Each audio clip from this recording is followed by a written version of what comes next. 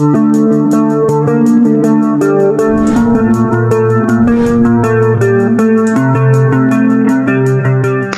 semuanya, Assalamualaikum warahmatullahi wabarakatuh. Bertemu lagi dengan saya Satrio Homsin dan ini adalah Saci TV.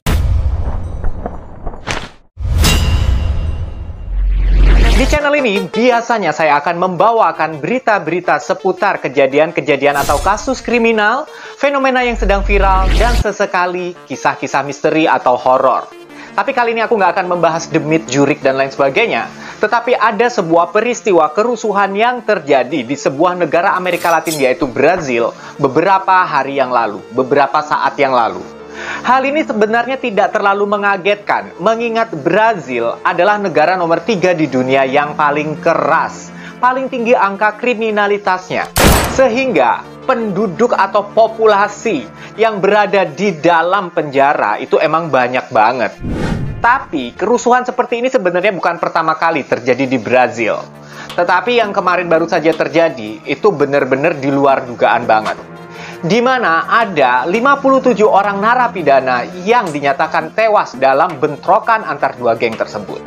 Seperti apa kisah lengkapnya? Kita langsung simak ke video utamanya. 57 orang narapidana dinyatakan tewas dalam sebuah peristiwa berdarah, peristiwa bentrokan antara dua geng yang terjadi di dalam penjara di sebuah negara Amerika Latin yaitu Brazil. Bentrokan berdarah tersebut terjadi pada tanggal 29 Juli 2022 yang lalu. Tapi sebenarnya sebelum peristiwa ini terjadi, pemerintah negara Brazil sudah merasa kewalahan untuk menertibkan penjara di negara itu. Jumlah penghuni penjara di sana kelewat banyak. Penjaranya terlalu rame, terlalu penuh. Bentrokan ini terjadi pukul 7 pagi waktu setempat di kota Altamira. Bentrokan tersebut dimulai saat sekelompok narapidana dari blok komando klase A berhasil membakar sel di mana tempat musuhnya berada.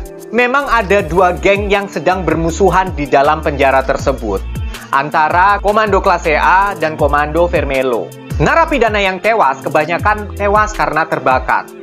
Dan satu hal yang menghebohkan lagi adalah adanya dua sipir yang bahkan disandra oleh mereka ini. Para penyerang dari klase A ini sepertinya sudah mentargetkan siapa-siapa saja sebenarnya yang dibunuh. Tapi karena mereka berkumpul di satu tempat, ya mereka nggak ada pilihan, bakar satu tempat yang matilah semuanya kan.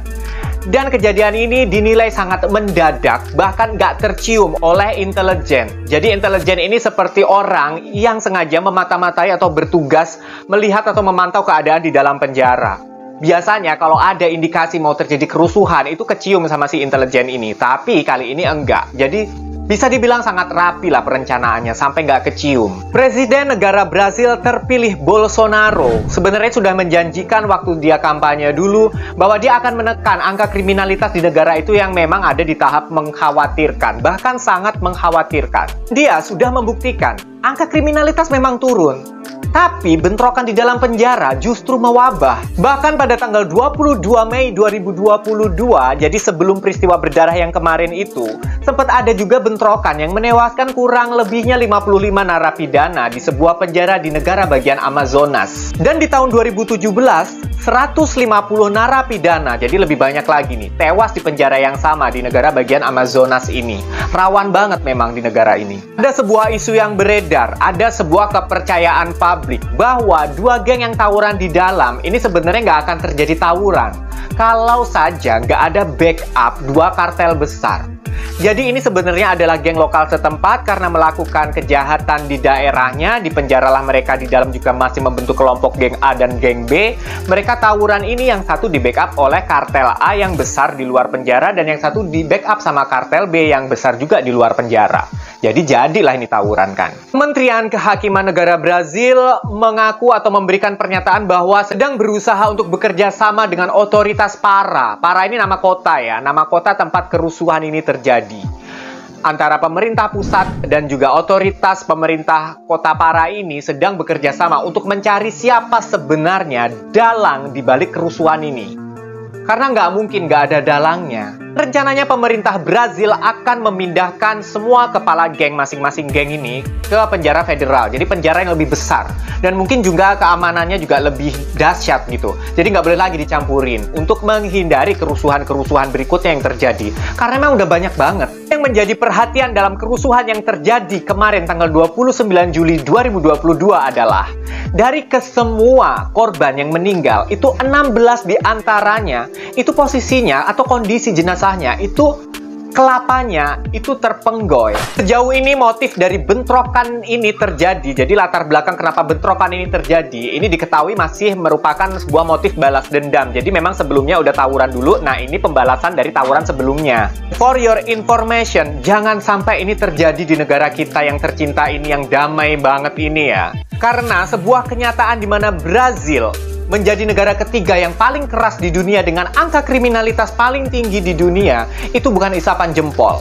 Hal ini dibuktikan dengan meningkatnya jumlah populasi di dalam penjara yang meningkat 8 kali lipat dalam kurun waktu 30 tahun terakhir. Jadi saat ini, hari ini sudah mencapai 750.000 jiwa orang yang ada di dalam penjara. Jadi maksud dan tujuan video ini saya buat adalah aku mungkin mengajak kalian semua untuk bersyukurlah. Barangkali kalian di sini masih bilang di sini, oh Indonesia udah nggak aman, nggak aman, nggak aman. Memang sih adalah beberapa begal, adalah beberapa pencurian, tapi masih nggak ada apa-apanya kalau dibandingkan sama negara-negara seperti Brazil ini. Jangan sampai juga, aku sih percaya dengan pihak kepolisian Republik Indonesia bahwa masih akan bisa menjaga stabilitas Indonesia ini dan masih bisa menekan angka kriminalitas di Indonesia ini. Jangan sampai ya gengs, kita jaga diri kita jaga lingkungan sekitar kita agar terhindar dari tindakan kriminalitas apapun itu, untuk menjaga supaya kita sama-sama merasa aman lah. Dan untuk negara Brazil ini, gimana menurut kalian? Apakah kalian seandainya kita berandai-andai kamu menjadi presiden Brazil, apa yang akan kalian lakukan untuk menekan angka kriminalitas dan sekaligus untuk menekan atau mengantisipasi kerusuhan dan bentrokan di dalam penjara yang terus-menerus mendatangkan korban jiwa yang semakin hari semakin banyak bahkan? Atau mungkin dari kalian ada yang berpikir bahwa bentrokan ini justru diprovokatori oleh pihak-pihak yang sengaja menurunkan angka kriminalitas dengan mengurangi orang-orang jahat yang sudah ada di dalam penjara. Ngerti maksudnya?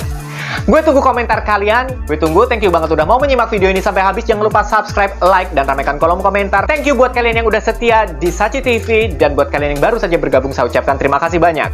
Saya Satrio Komsin undur diri. Kurang lebihnya saya mohon maaf. Assalamualaikum warahmatullahi wabarakatuh. Salam semakin viral, trending sampai merinding. Dahsyat. I love you.